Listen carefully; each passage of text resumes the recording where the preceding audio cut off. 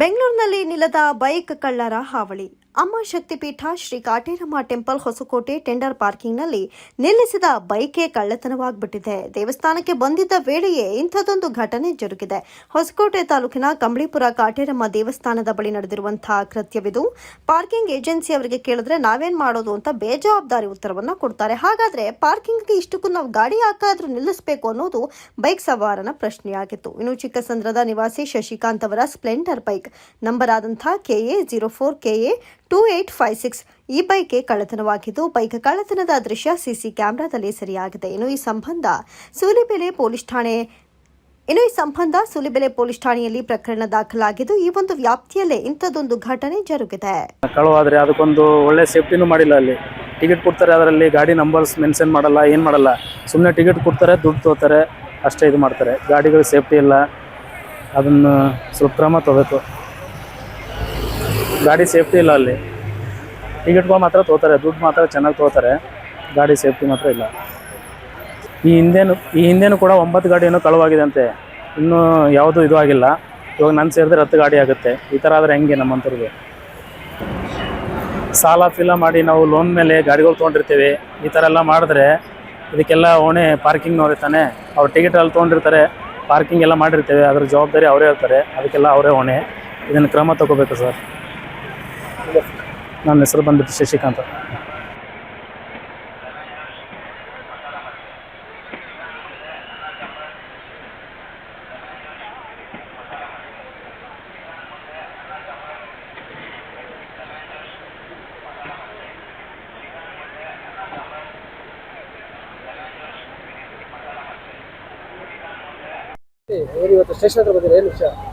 ನನ್ನ ಹೆಸರು ಬಂದ್ಬಿಟ್ಟು ಶಶಿಕಾಂತ್ ಅಂತ. ನಾವು ಬೆಂಗಳೂರು ಚಿಕ್ಕಸಂದ್ರ ಬೋರ್ಮಿಲ್ಲು ಹೆಸರುಘಟ್ಟ ರೋಡಲ್ಲಿ ವಾಸ ಮಾಡ್ತಿರೋದು.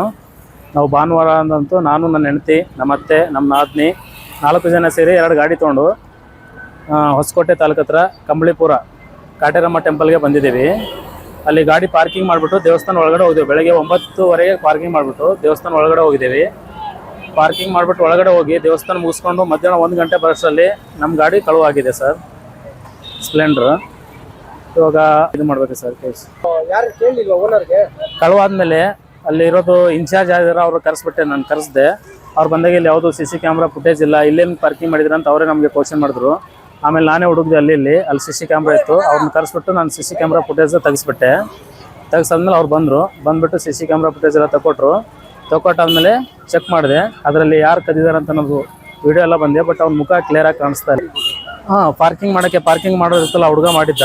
ಬೆಳಗ್ಗೆ ಬಂದಾಗ ಟಿಕೆಟ್ ಕೇಳಿದೆ ನಾನು ಹತ್ರ, ಅದು ವರ್ಕ್ ಆಗ್ತಿಲ್ಲ, ಮಿಷನ್ ವರ್ಕ್ ಆಗ್ತಿಲ್ಲ, ಬಂದಮೇಲೆ ಕೊಡ್ತೇನೆ ಹೋಗಿ ಅಂತೇಳಿ ಅವನೇ ಅಲ್ಲೇ ಪಾರ್ಕಿಂಗ್ ಮಾಡೋಕೆ ಹೇಳ್ದ. ಅವನೇ ಪಾರ್ಕಿಂಗ್ ಅಲ್ಲೇ ಮಾಡೋಕೆ ಹೇಳ್ಬಿಟ್ಟು ಆಮೇಲೆ ಬಂದಮೇಲೆ ಟಿಕೆಟ್ ಕೊಟ್ಟ. ಅವನು ಫಸ್ಟ್ ಹೋಗ್ಬೇಕಾದ್ರೆ ಟಿಕೆಟ್ ಕೊಡಲಿಲ್ಲ. ಅವನು ಕೇಳಿದೆ ನಾನು ಅಷ್ಟಕ್ಕಾಗಿ, ಆದರೂ ಅವ್ನು ಕೊಡಲಿಲ್ಲ ಟಿಕೆಟ್ನ.